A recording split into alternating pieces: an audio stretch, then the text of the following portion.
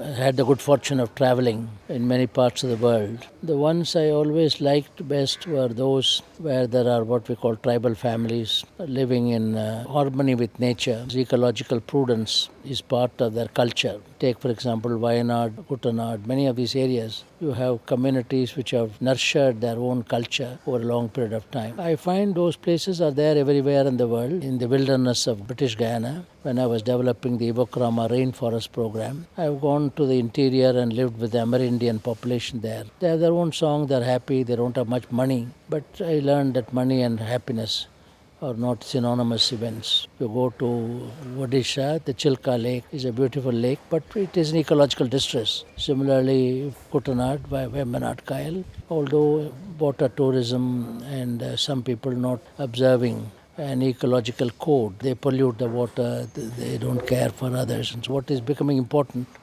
is to promote more ecological literacy in the world and a love of nature, love of harmony from school children onwards when they are taken out on excursions, beautiful places. Then they learn what nature, what blessed they are. And Gandhiji is saying, nature provides everyone needs, but not for everyone's greed. How to curb the greed and how to meet the needs is the major problem. From the commercial point of view, the best tourism will be the French Riviera, where more than 40% of the world's tourists go. Hawaii, Goa. Then you'll have to go to the forests, parts of the Himalayan region, which are not still spoiled. They are good. Part of eastern India, Nagaland, Mokokchung and so on. They are still unspoiled, although shifting cultivation is spoiling the place. I have lived in a number of very interesting, beautiful places, and the one I like because of my childhood, I think, is the Vembanad region of Kerala, which has now been declared as a globally important agricultural heritage site. My memories of beautiful places are usually the hill stations.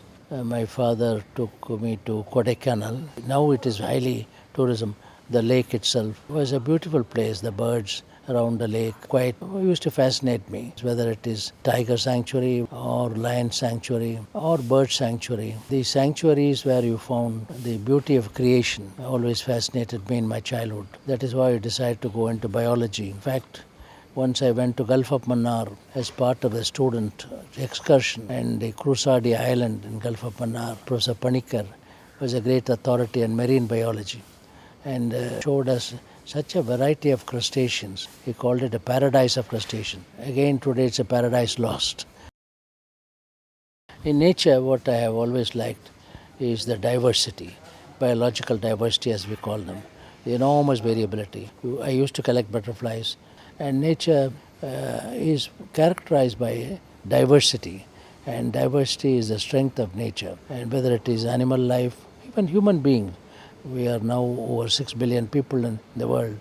Barring identical twins, almost everybody is different, and so on, even within a family. Variety is the spice of life, we call it. Biological diversity has always interested me. In this garden where we are sitting, the 5 ecosystems, the hill zone, the coastal zone, the arid zone, the semi-arid zone, and the wet zone.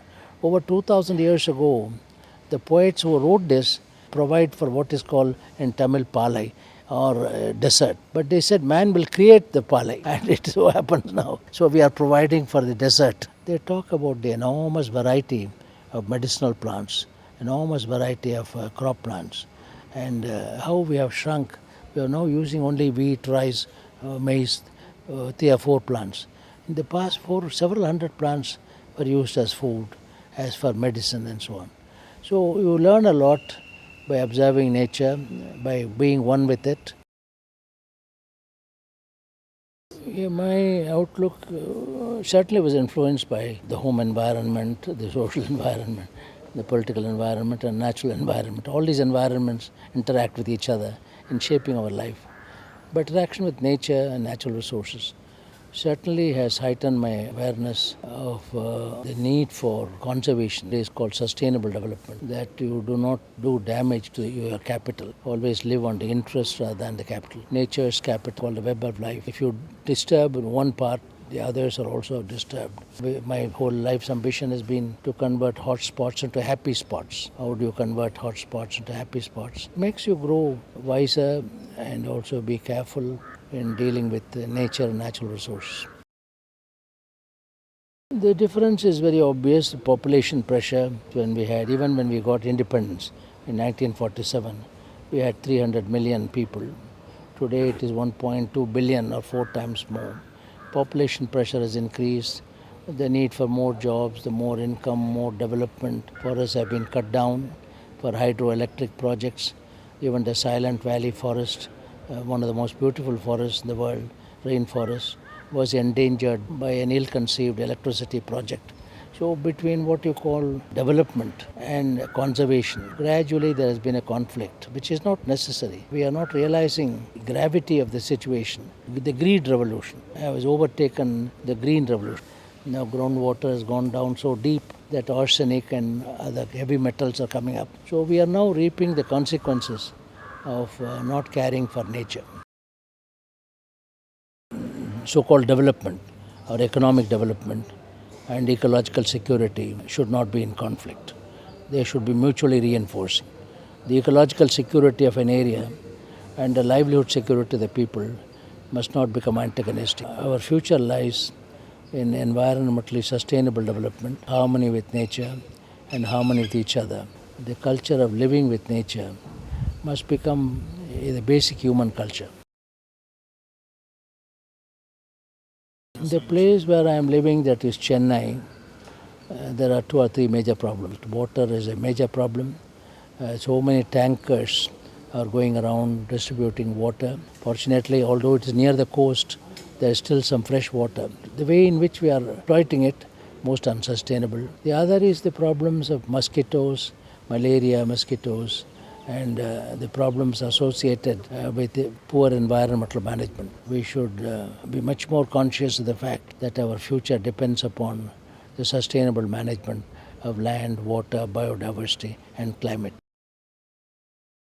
Well, I have seen, unfortunately, very many environmentally polluted places. Wherever I go, look at a forest area, beautiful pine trees being cut. So the killing of animals, the killing of plants, and the killing of ecosystems for greed revolution. And unfortunately, the greed revolution is fostered not by poor people who are struggling for their day-to-day life. The greed of the rich must be curbed, the needs of the poor must be met. Then we will find every hot spot to become a happy spot. Live in harmony with nature, take what it gives, and give it back whatever you can. In other words, if you take from soil 5 tons of wheat or rice or some other crop, give back to the soil the nutrition you have taken out of the soil. So the one must be living in harmony with natural resources. If you harm nature, you are harming yourself, your family, and your country.